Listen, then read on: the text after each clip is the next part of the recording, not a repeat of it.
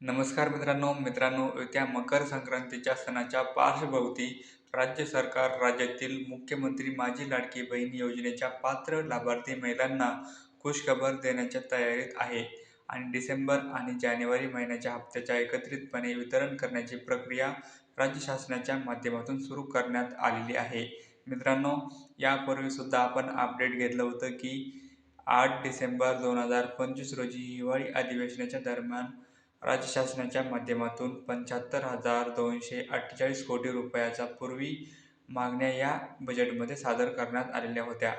तर अधिवेशनामध्ये सदर करण्यात आलेल्या होत्या आणि त्याला मंजुरी देखील देण्यात आलेली होती आणि याचपूर्वी मागण्यामध्ये ज्या काही मागण्या करण्यात आलेल्या आहेत, या खर्चाच्या वितरणाला या विवरणपत्राला आज वित्त विभागाच्या माध्यमातून मंजुरी देण्यात आलेली आहे.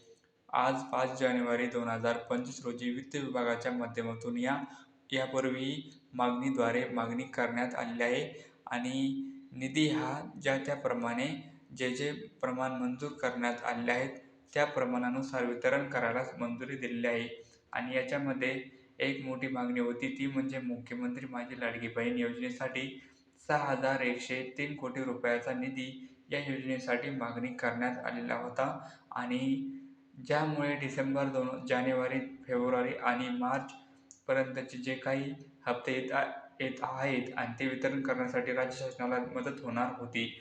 मित्रांनो, आपण पाहिलं होतं की उपलब्ध असलेल्या निधीमधून नोव्हेंबर महिन्याचा हप्ता वितरित करण्यासाठी निधी उपलब्ध करून देण्यात आलेला होता आणि याच्यामध्ये फक्त 60 ते 65% महिलांच्या हप्त्याचं वितरण करण्यात आलेलं होतं.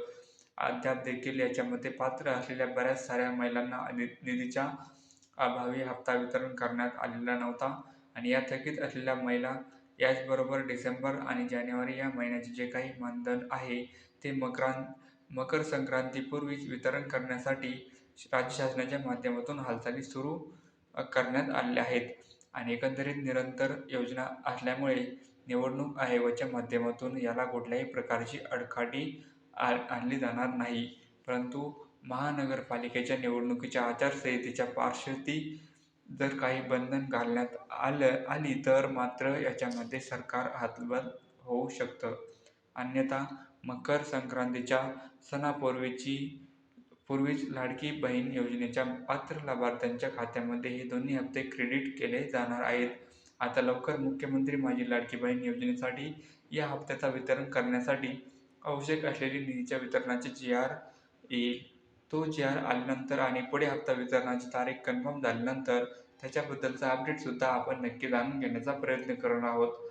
तर एक महत्त्वाचं अपडेट होतं, ज्याची माहिती आपणास नक्की दिलासादायक अशी ठरली असेल. तर मित्रांनो, तुम्हाला व्हिडिओ कसा वाटला कमेंटमध्ये नक्की सांगा आणि व्हिडिओवर जर नवीन असाल तर व्हिडिओला लाईक आणि सबस्क्राईब नक्की करा. धन्यवाद मित्रांनो.